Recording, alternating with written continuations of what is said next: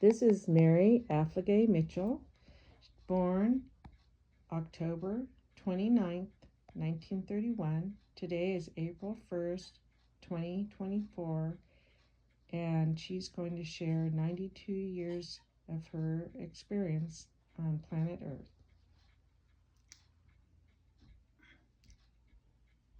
I was born in Guam, Agana, Guam, and I will try to remember as much as I can from the time I was born, my life in Guam before the war.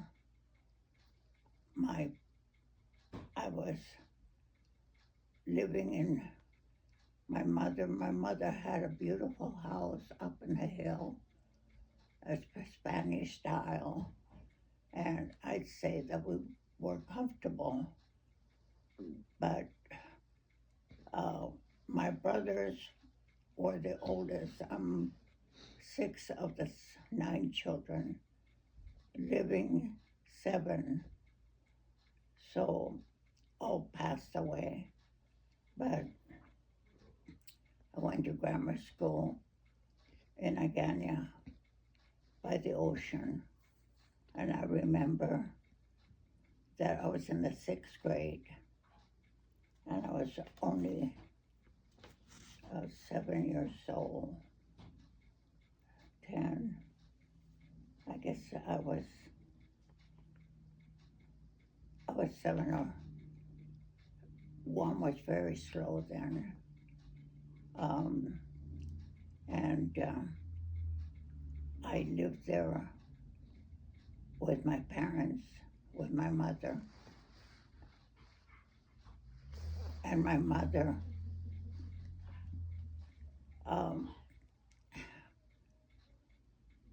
had to take over because my father had to leave. He was in the Navy, and I was always his favorite. And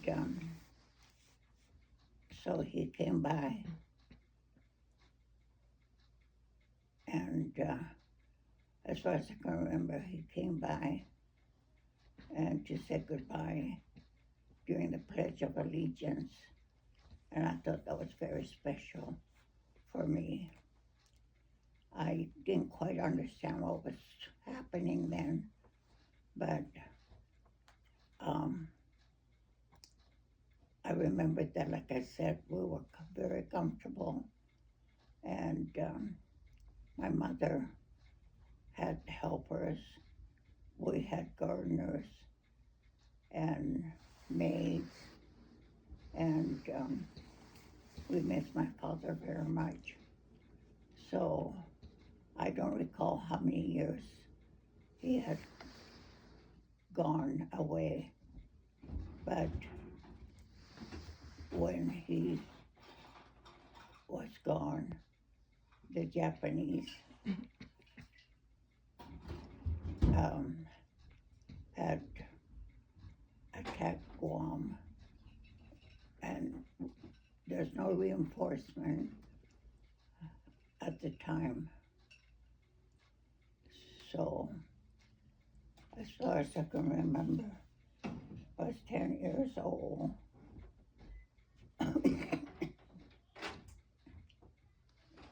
I was 10 years old when the Japanese occupied Guam.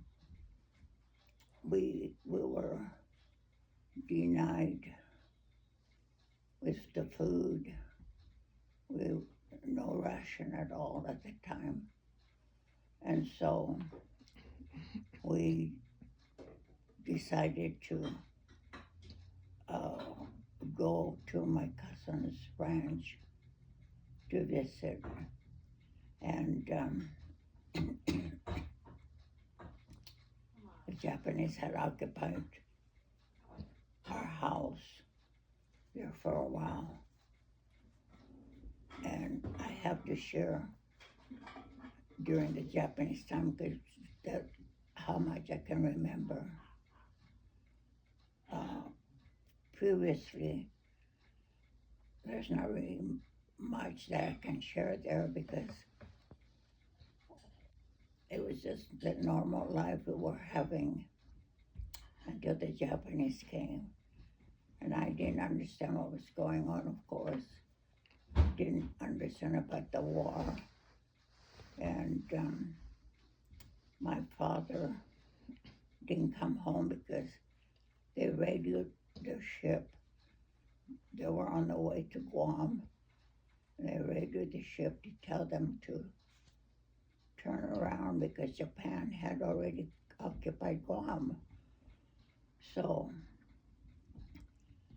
from there on, of course, we were concerned about my father being taken as prisoner of war. We didn't know what to think, but mother had to take care of 7 of us during that time. My oldest brother took over to help mother as far as disciplining the children, disciplining the siblings, and uh, after that episode, we the Japanese told us to just obey the rules and to give up anything that the Americans have given us, especially the flag. And a lot of the people had lost their lives over the flag, American flag. My mother had a flag, but she hid it. And if they had found it, they would have probably executed her and the rest of the family, for all I know. So thank God we were safe. But mother, I just have to share this part because mother, for some reason, she picked on me for her travel companion because she thinks that I am a lot braver than the other 2 girls, I guess, because the 2 girls were kind of sickly. So mother took me and we went down to the city to get some food because the Japanese did not give us any food at all there for a while. So then we were all tagged. The Japanese kind of just took over night in Guam. Just overnight, there's no reinforcement. And so mother and I went to get some food at the house. And on the way there, I observed as a child looking at all the people that's on the ground. Of course, I know they were dead because there was a lot of shooting. And so mother and I were saved enough to go get the food. So when we, on the way back, thank God we got back safely. So after that, the Japanese told us to go back home and we live normally at the house. The Japanese hasn't taken our house over yet. So we went back to our house and lived there. And the Japanese forced us to go to Japanese school. And they think really they owned us, They thought they really owned us. So they want us to speak Japanese, do Japanese custom, and obey the rules or beheaded. A lot of people were beheaded because they didn't want to obey the rules. But as far as the tagging, and the children under 7 were vaccinated 4 vaccinations, so it's like a mark. But it was a vaccination like they do here. So I escaped that because I was over 7 years old, and so is my youngest sister. But the next to my youngest sister, the 2 boys were vaccinated, so they have a mark of the war there, as far as I know. So anyway, I just want to share the cruelty uh, of the Japanese. They were um, very mean and put you into labor. They took my 2 brothers to work in the mines, build airports, um, and from there on, we lived in the house, I think, maybe a couple years. Yeah, maybe a couple years. And then the Japanese took over because our house was overlooking the harbor, and it was easy for them to, fight. So they told us to go find shelters elsewhere. So thank God we have an uncle that owned a ranch, and we went there, and they let us stay there for a while. And not too long, we had to go and find our own shelter because it was crowded. So my brother, Buck Ignacio, he's the oldest boy then. He had a friend that had a place uh, out in the jungle. There was like a shack, so he let us stay there. And I never forget. Everything was so strange to me as a child. I We had to sleep in like oh on the floor anyway, but above the dirt because there's still wild pigs out there, and a lot of mosquitoes and everything. So we had to cover at night we have to cover the shack because of the mosquitoes. They were huge, and of course, I don't know, somehow that didn't bother me. I guess they don't like me. So anyway, so they took my sister Annie and I to work out in the rice field, and by force, and and our tradition is that when you have menstrual period, you we don't,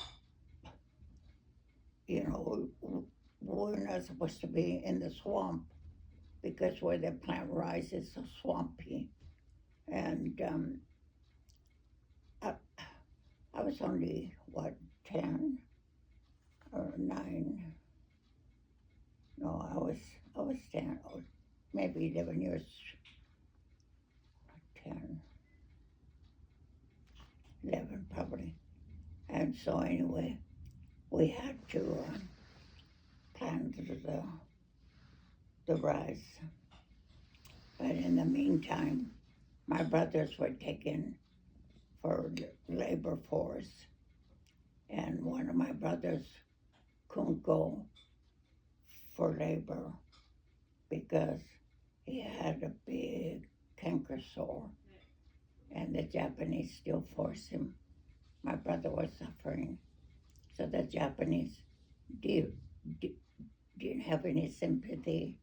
And also, they kept him outside at night in the camp. They had to put us in a camp, and they tied him up, and and for overnight as punishment. So then, when the Japanese doctors, examined him and saw that he had big canker sore, I had one too, but not as big as my brother. Um, they put him back to the. Then he got an excuse because it was turning gangrene. So then, anyway, we were in this camp because the American were, uh, they were coming back to Guam in June, I think, of 41, June 1941. The Americans were liberating Guam. And when they landed, of course, it took the Americans 2 or 3 days to take over Guam because the Japanese had reinforcement. So there was a lot of shooting. So my sister and I were out in the rice field, and the Japanese put us out there that hoped to be shot down.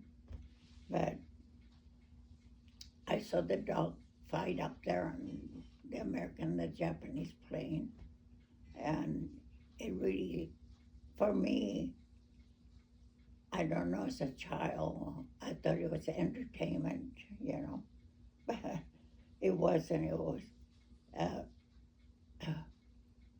it was a trick, like they wanna, you know,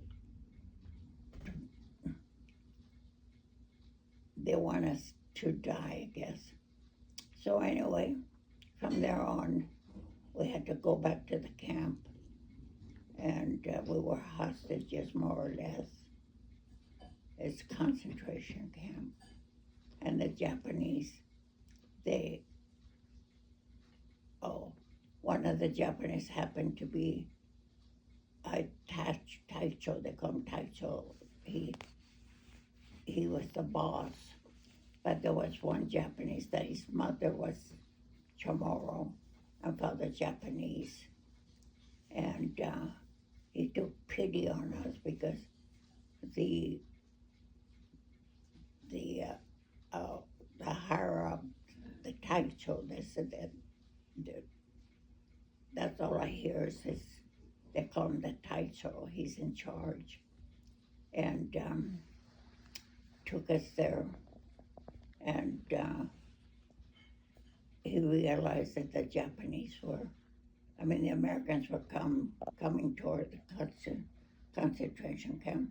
So the Japanese took my two brothers and made them carry the ammo and to go up front to fight with them. So all the Japanese, not, I say most of them, but some of them stayed behind to guard us. So it was quite a while we were in the cave, and when the Americans took over, a scout and a Chamorro boy from the hill, they were yelling, the Americans have landed, the Americans have landed, and nobody believes them. So the scout says, see, we have some Wrigley, I'll never forget. We have Wrigley gum. We have Wrigley gum. and we were familiar with the gum and the candies. So anyway, so they came down and they told us to gather, the family gathered together and meet the other families at this place which they call Malolo. Malolo is next to Inarahan, which Inarahan is a big city or town, bigger village, I guess you call it. So anyway, I was really happy, and when I saw the Wrigley gum, and I was happy because I know that people wanted the Americans to liberate us. We prayed and prayed, and a lot of people died over being friends with the Americans. So all the families gathered together, and the Scout American, my favorite, are the 3rd Marine Divisions, Marines. They're the ones that took us out of the concentration camp, and everybody followed them. And so we went to Inaraha, and we were kept there for security. So then we ran out of food, and my mother, she picked on me again, and she always picked on me. She thinks I'm the strongest of the 2 girls, because I know my youngest sister is sickly. My oldest sister, she's had asthma, so I was a tomboy, and I was, very healthy. So mother took me, and other families gathered together about this several days later, and the scout and took us back to the ranch to get food. We left all the food there. So the scout took all of us and guided us for security. Oh, I don't know how many miles. It was, Guam is small, but when you walk in, it's really long. And I'd say probably 15, 20 miles. We had to walk there to get some food. So mother and I, we, some mother and I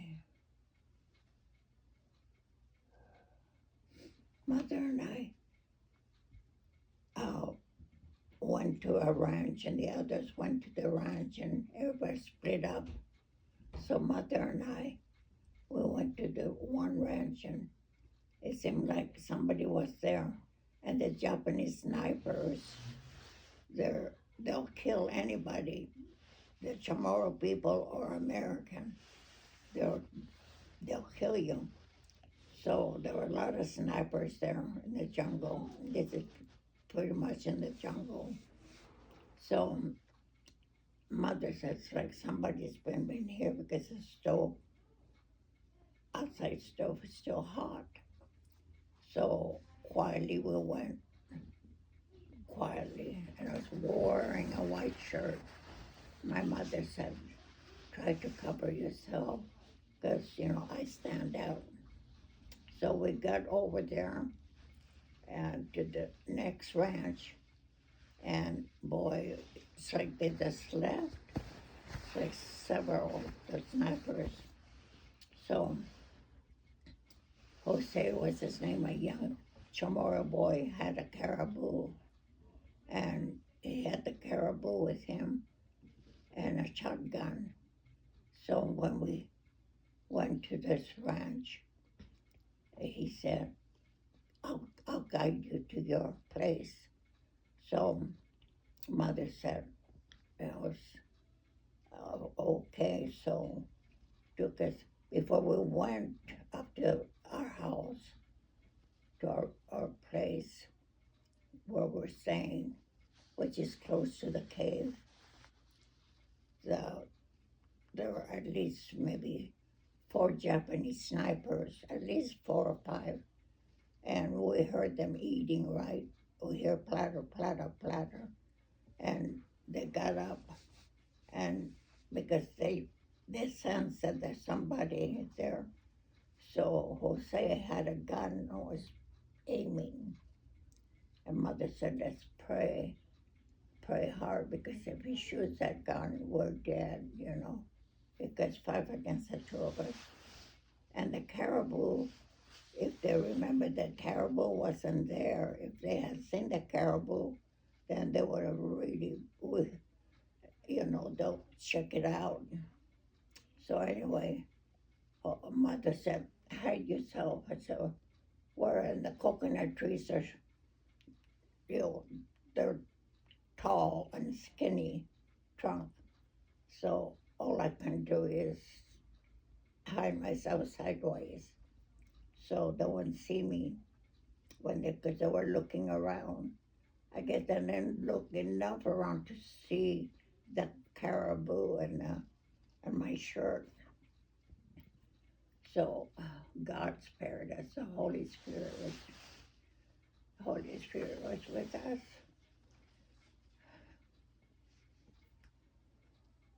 My mother, my mother is so brave. If anybody's my saint, my mother, she was a very brave person and very religious uh, and she said, Mary, thank God that he heard a prayer that was saying shoot the gun. So anyway, we waited until the Japanese left. And when they left the place quietly, we went quietly over to the other ranch, which was ours. Well, it's not a ranch, it's just a place to stay. And when we got there, Mother gathered a lot of food, and we took all that what we needed. So on the way back, we met the other Chamorros that were getting stuff, and we gathered together for safety. And we went to meet out on the road with this Marine Scout to to help us go back to the camp in Rohan.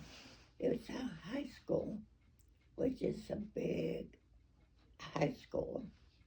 And anyway, from there, I'll never forget, my brother Buck didn't come back, when he left with the Japanese. And Brother Tony also went with Mother to take some food to my brother when they were working at the mines. So anyway, so on the way to the scout were taking us where we say what it's like a base where a lot of the Army and Marines parked themselves. So they took us there first thing to the hospital. Yeah, and my brother Brand happened to be there. They were gonna amputate his leg, and so is mine, because the sore that I have is still there, but it's a big canker sore, and the Japanese didn't have any medicine, no medicine at all to cure it, and it was very painful. So the Americans, the medics, helped me, and they put some kind of I never forget the disinfectant that bubbles up, and they took care of it, and they said if I didn't get there in time, they would have amputated my leg. And Brother uh, Brian also. So anyway, they discharged us. So it so happened that we were going back to a safe place, and along the beach there, and we had to wait until the tide go down to pass to the other village. So on the way there, we saw two horses, and somebody was riding with a troop of scouts, and they were coming toward us. And then, sure enough, it was my brother Buck. so happy to see him Mm. and Brent. And there were, excuse me for crying because this brings back a lot of memories. Mhm. But this is why I said I have to share. Uh, I guess you call it exciting, but for for me because I was too young to understand what the war. So anyway, so we met up with my brothers, and the reason why they call my brother Buck, that's his nickname, because when he was 17 or 18, he was riding a horse and all around the island. And Buck Jones was popular movie star back then, so they called my brother Buck after him. So anyway, so those were happy days. We got together, and then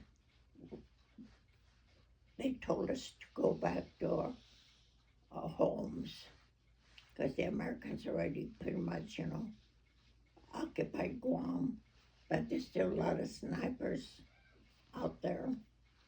So we went back home, and our house, of course, was destroyed from the bombing, and it was just devastated.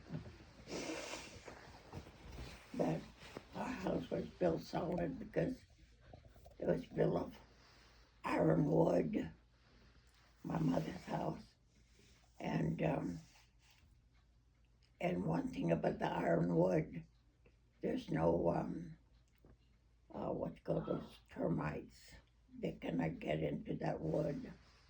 So anyway, we went back home and pretty much settled. Oh, let me just go back a little bit. So during the war,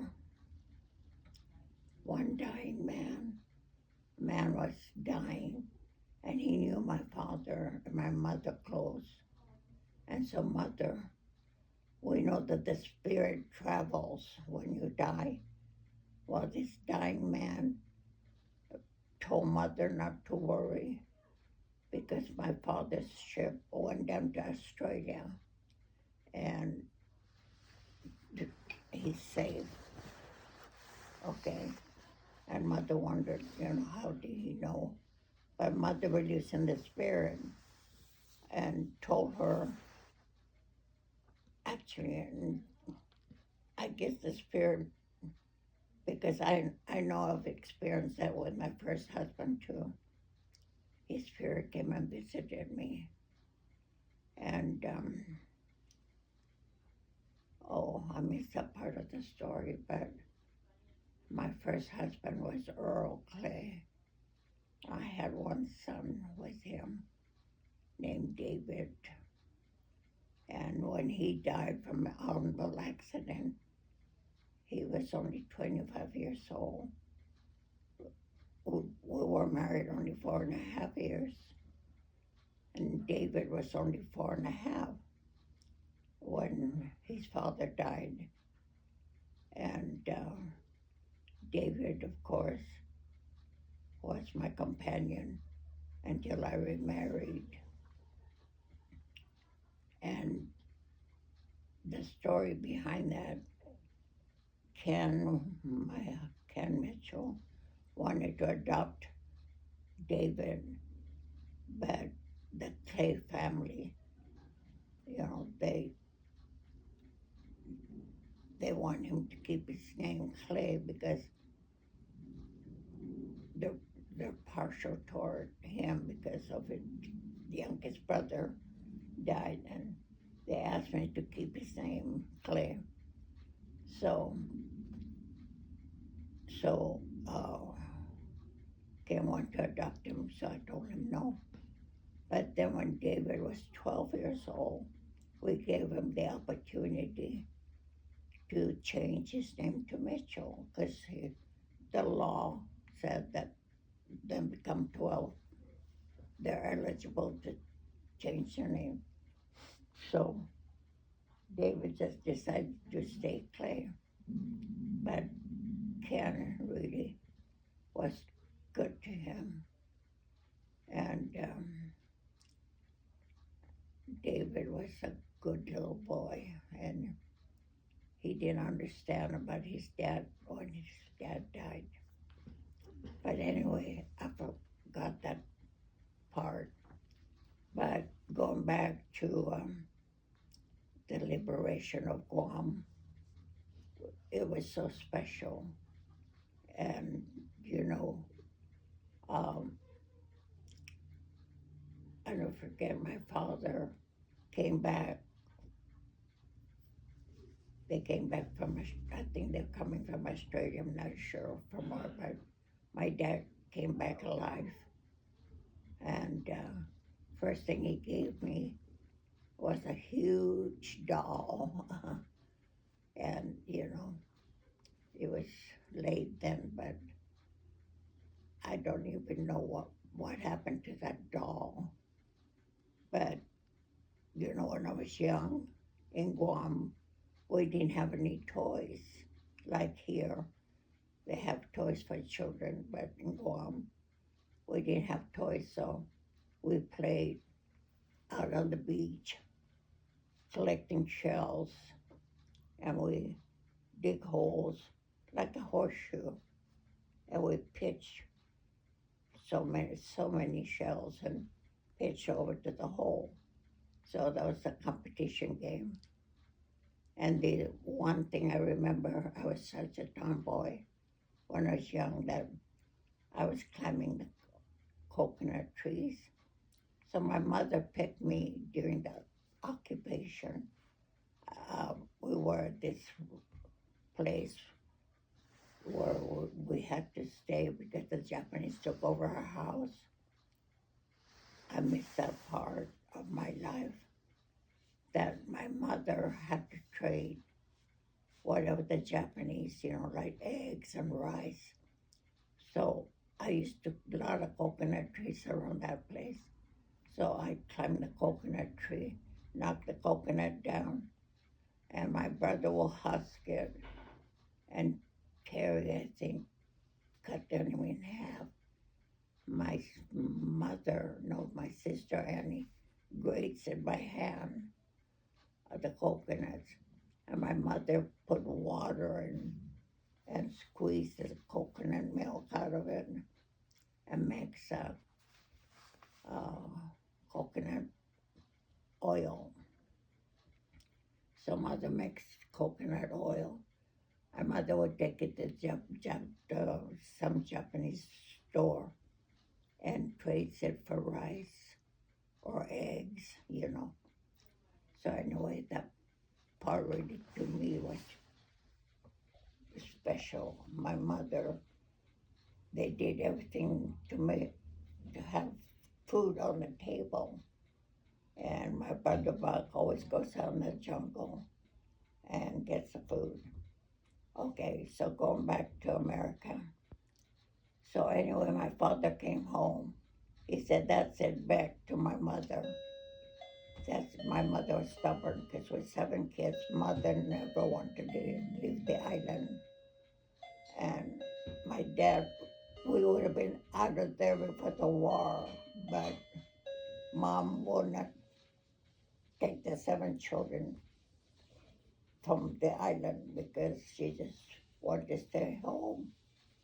So anyway, so Dad said, that's it, Beck. He put his foot down and told her, we're going to take the kids out of here for at least education because Guam was totally destroyed from the war. And the Japanese hasn't even surrendered, and it's in December 1944. And we were the first dependents to have left Guam. We were in the hospital ship where all the wounded from the Pacific So we came home on a hospital ship, and no wonder I got so seasick because it's a small ship and it rocked a lot and we hit probably a storm. I don't know, but I got seasick. And Sister Annie and Terry will eat apples and oranges and uh, wonderful food, and I couldn't keep it down. So anyway, before we got into America, the sailors were hollering, "It's snowing! It's snowing!" We landed in San Francisco, right? San Francisco. And the sailors, "It's raining. I mean, it's snowing, it's snowing." And I was so happy to see snow because, they talk about the snow in America. Sure enough, when we landed, pouring rain. And we left one pouring rain. And it was raining when we got into San Francisco. And so, anyway, Mrs. Myers, my father's good friend, that they hosted before the war at home. They were so kind. She was so kind. She took us kids and took us shopping and bought new clothes, dresses, and she really took care just to cover. Then after that, we went to Komandorski in Pleasanton, where it's a dependence housing for the Navy. Because the Shoemaker, which was Camp Parks back then, but the Navy deactivated it. My father retired in 1947, and then the Air Force took over. They activated it in 57. So I think they were just there 10 years.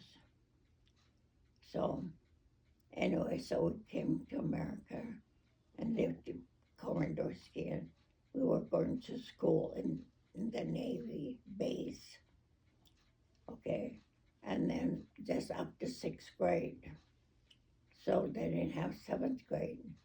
So when I hit 7th grade, I went over to Pleasanton School. We were busing. Okay, so when Dad retired,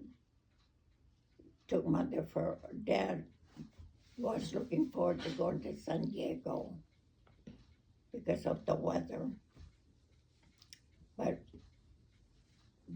before then, he and my mother took a ride around the valley, and one Sunday they went up to Tesla. There was a ranch for sale. So Dad bought the ranch with 50 acres on it. And my dad, at 57 when he retired Navy, at 57 years old, my dad went to Hills Business College and got his degree in accounting. So from there, he worked as a purser for the Merchant Marines because he was an accountant, and he worked as a purser, and they called them pursers.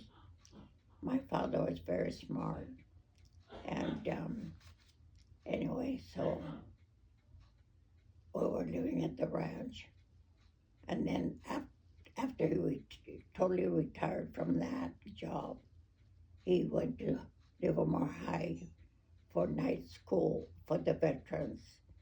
So the veterans' dad took up agriculture. So that's how he learned how to raise chickens.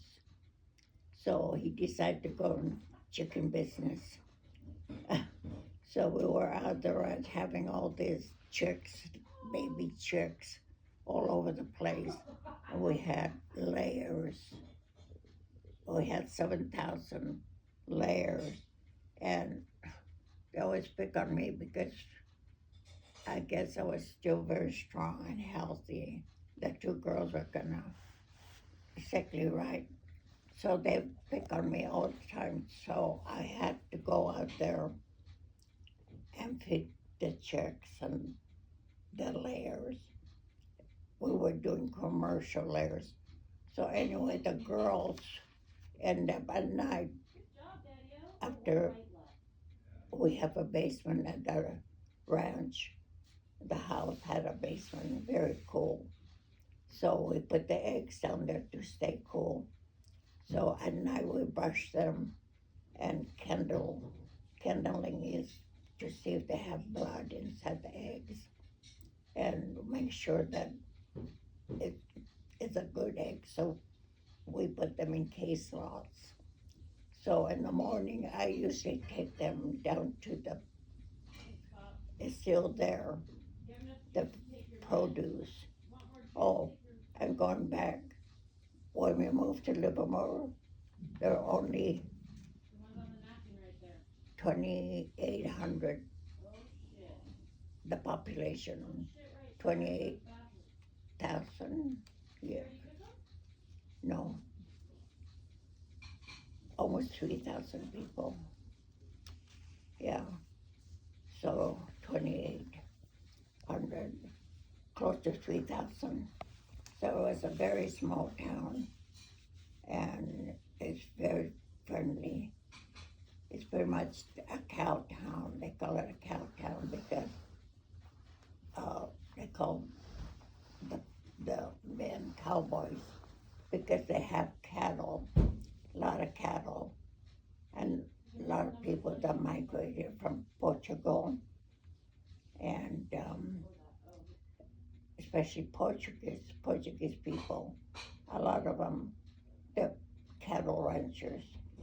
And anyway, Dad was very successful with the layers, and we were selling them commercial. But I collect them every morning. It's beautiful. But before we collected the eggs, we didn't have a modern place for them to lay. So we had layers in the barn. And before we expanded, into commercial business, I went into the barn to collect the eggs, and they pick on me. The hens will pick on me, and that really, I didn't like that. You know, it hurts. But then later on, Dad went into pretty much the modern thing that they have where they lay and the eggs will roll down on this chicken wire. And oh, it's beautiful in the morning. You go collect and it's all white like snow. And I have a big steel basket and I collect all those eggs. Oh gosh, that was a good memory. And then they bought two cows, two milking cows, okay? And one of them is Mabel. And Mabel is very easygoing. And so before the lady sold it to us, said, let's see who's going to do the milking of the cow, because you have to do a special way to do it for her to milk cows. So my sister, Carrie, did it, and you know, she's slow, very slow, and didn't like to do that either. And like I told you, she's kind of sickly. And then my sister Ann, she has asthma, but she can milk the cows. While she was milking the cows, she's kind of, oh, how would you say, she's not a tomboy. She doesn't like outside work. Okay, so her nails are always nice and pretty and long.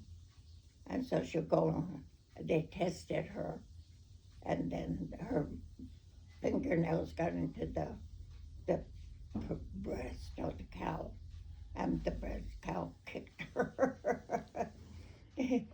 uh, she kicked her, and she said, "That's it, I'm done." So here comes Mary. So Mary was the last one, and the lady, I, I didn't mind it, I wanted to learn, so she taught me how to do it. So I do it tenderly, and the cow really liked me because I was real easy with her. So I was elected to milk the cows. So every morning, 6 o'clock in the morning, I go out and milk the cows.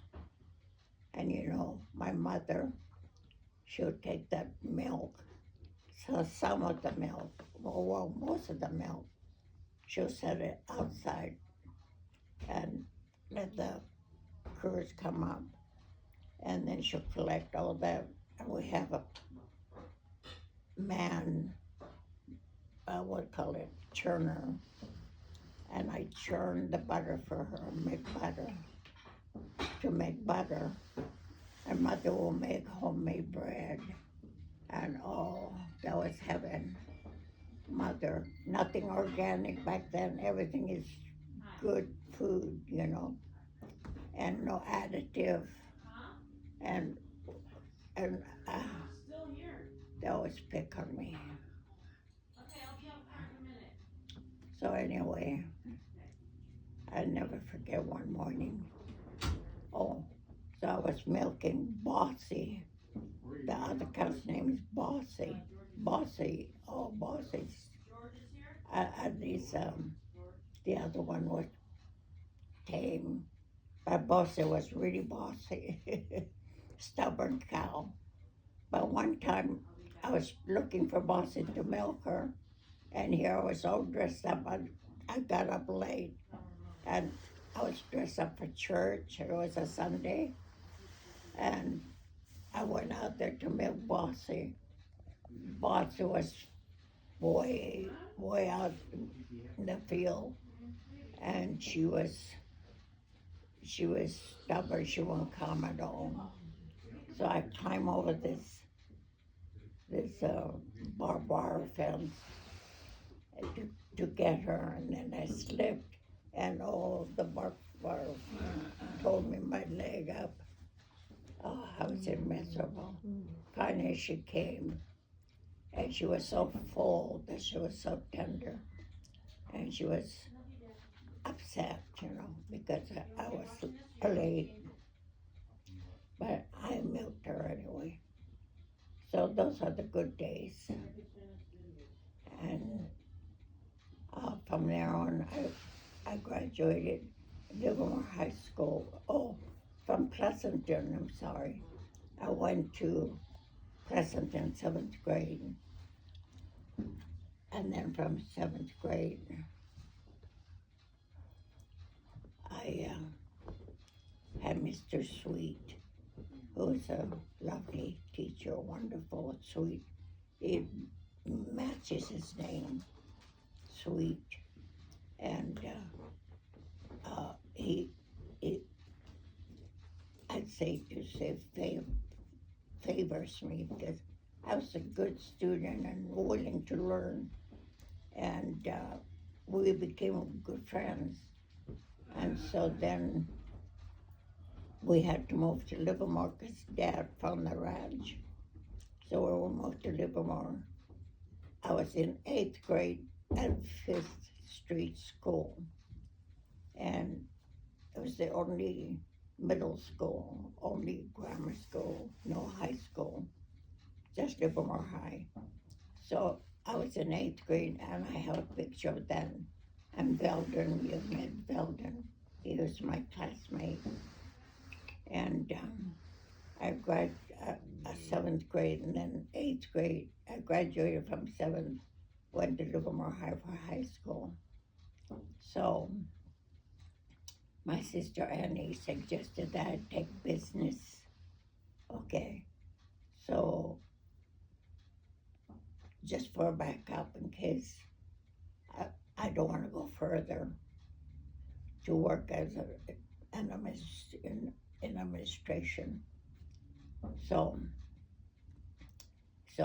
instead of Oh, so I didn't take college prep. And when I graduated, I wanted to go to business school, college, but then as a teacher because I wanted to teach. But then my brother Bach in Nashville, Bach, he was working civil service for it was Camp Parks then after the Navy. It's Camp Parks. We were there. I went to work because Buck kept pushing me out of this openings. You should go to work up there. You make good money, blah blah blah.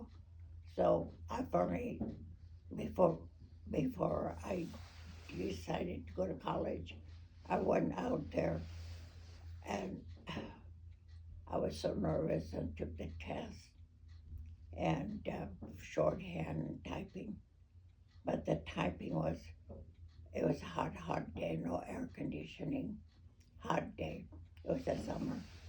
And I passed. I know I didn't pass the typing, not fast enough, but the personnel, the lady working personnel, she she noticed that I was very conscientious and I really tried hard.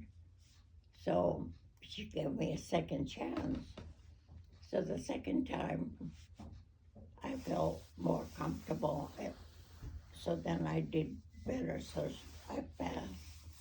So when I passed, I worked right away and as a stenographer, they called back then, and I worked as stenographer.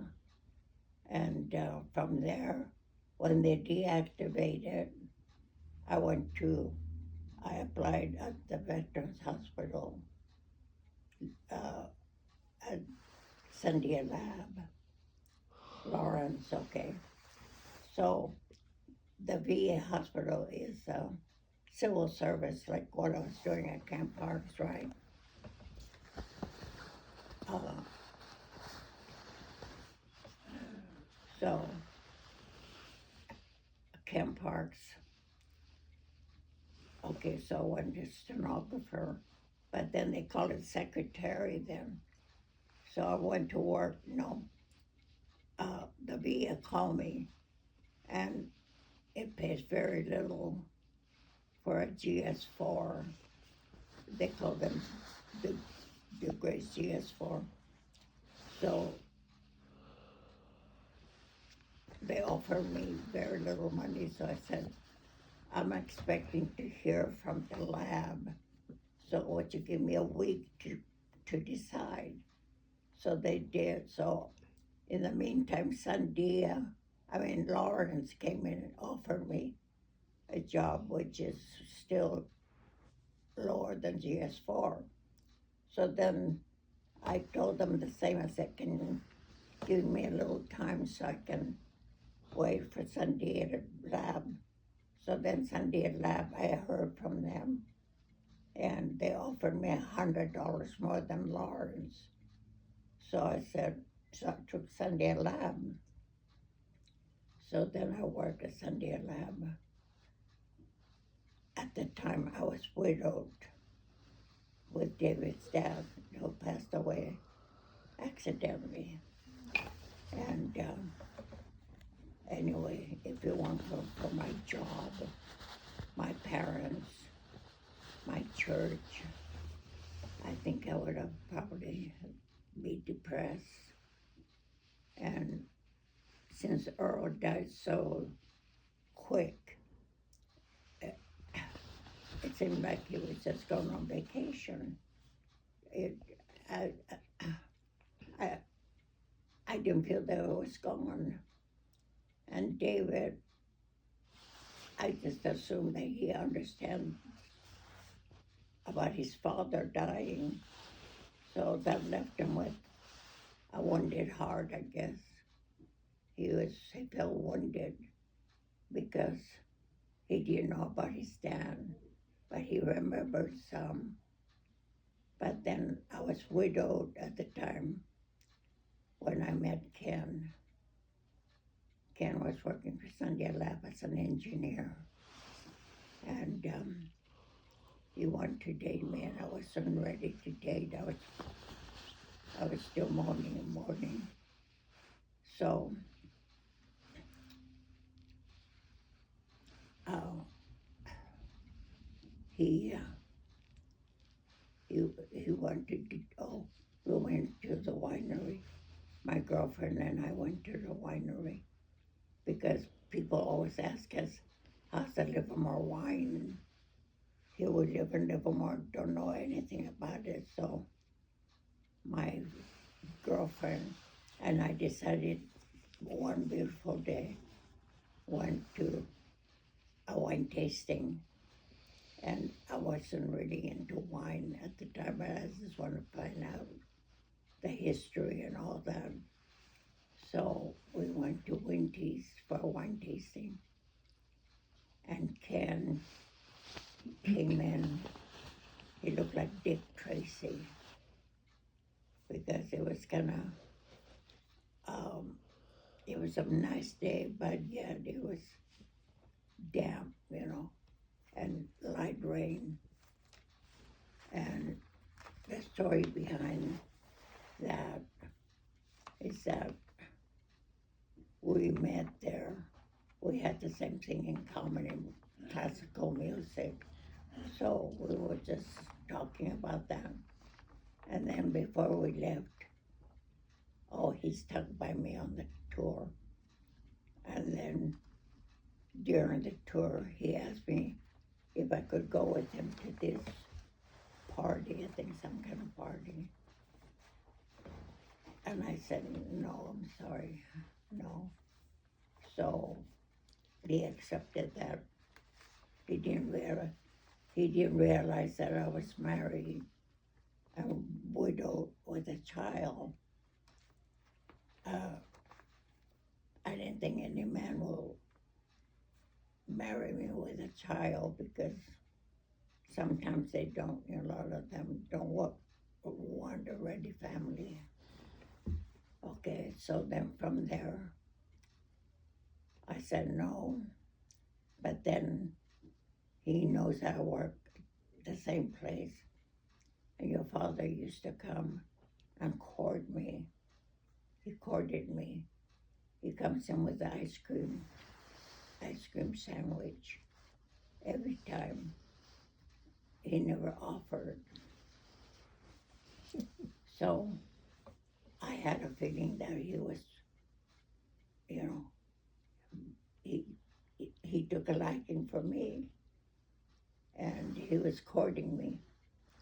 So when I said no, I was bowling with Sandia Group at the bowling alley, and every Tuesday night he's there, and I felt that he was, what they call that word? Stalking me, and didn't like that because he was there all the time.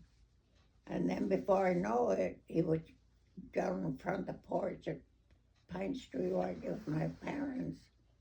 He was sitting there. I didn't even know that he was coming. So my girlfriend and I, we used to go to, they call it, as a stag dancing, where all the single boys and girls, dance. It's a dancing place.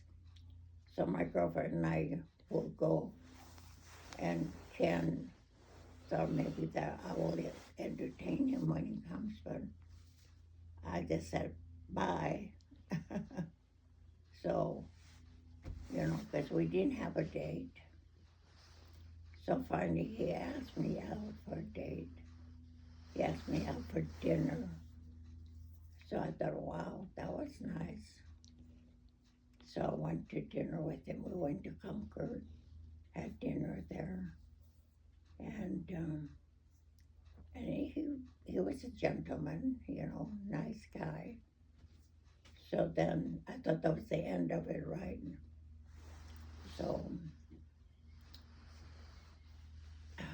so I guess they respected me because I told them the reason why I don't date him because, I just don't date any strangers. First time, it's just, I don't do that. So I think he had a lot of respect for that. So anyway, so then I heard that there's a 3-island tour to go to Hawaii, that 3-island tour. So mother told me, go, go, go. Mother knows I need to get out. And so Lorena was her name, my girlfriend. She's also secretary out there. She's secretary to a higher up. And a secretary for department. She was secretary of the executive or one higher up before the president. But anyway, Lorena and we signed up. And then before I know it, he signed up too. He was following me. And I said, oh no, I'm sorry, but I just, I was too, I don't know, you know what, it's not, I liked him as a friend maybe, but it's different when you're married the second time. But anyway, so I told Mother I'm gonna cancel. I don't want to go. He said, why? I said, well, there's a guy that wants to go also, and I just don't feel comfortable. Mother said, oh, don't let that bother you. Go, and you need the outing. So I did. But the most important part I'm leaving out here, during the time my marriage with David's father, I was married outside the church. And I miss the church so much because if you're not married in the church, you cannot receive the host. And so anyway, I miss receiving the host, the Eucharist, body of Christ. And I used to cry during Christmas, all the holidays, Easter, because I wanted to receive Christ and the host. And Earl respected the church, he supported it and everything, but I couldn't receive Jesus. So anyway, I felt so relieved when he died. I just felt like Jesus had relieved me from that because he knew how much I ached for his body and blood. And then when Earl died, all of a sudden I just felt free. And I told Sister Annie, said, I just felt so happy now that I can go to church, receive communion. So anyway, so the one thing when Ken and I were going together, Sister Annie reminded him, said, if you're gonna marry my sister, she's not gonna marry you unless you go to church with her, because she's not marrying outside the church. So he decided to take RCIA, and it was so easy then. Back then, Father Paul, I think his name, Father Paul gave Daddy the instructions, because Ken didn't have any kind of religion really, and he was yearning because he went for comparative, they call it comparative class. And he was a Mormon for a short time. But then he found that the Mormons back then, they don't share with other people. It's just within themselves. So he found out that's not very Christian. So anyway, so he went to RCIA, and he was so happy that he felt comfortable with it, and he felt, I guess that was his call. So anyway, so he didn't convert because he wanted to marry me. He was yearning since he was in Air Force. He said that he wanted to have a guide to some kind of, God, because his mother was Jewish. Well, she's not a Jew, but she was practicing Jewish custom or whatever, tradition, But Ken was never really, how would you say, wasn't, he wasn't, Practicing. What they call that, when you're not practicing, So anyway, he became Catholic actually before we got married, because he went to the comparative, and then he went to RCIA. And Father Paul was Jewish, but he Converted. became Catholic as a priest. So anyway, we went to the 3-island tour, and in a way, really, it was good that he was flying with us because I've never flown before. And he was sitting next to me, and I was wondering how come I'm all swelled up. I felt really uncomfortable, So he explained the reason why I'm all swelled up, and he told me what to expect about turbulence and all that. So in a way, I'm glad that he was there to, teach me. So we got to Maui, I think Maui first. Yeah, we went to Maui. And I didn't flirt with him, or, what I mean. So he and Troiki, anyway, to end it all, we'll skip the 3-island tours. And I ended up marrying Ken. He proposed to me over Turkey.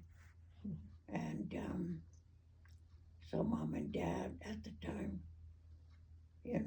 they approved. So we ended up marrying church. Just a small wedding, just family. And and I ended up with Ken with 5 children.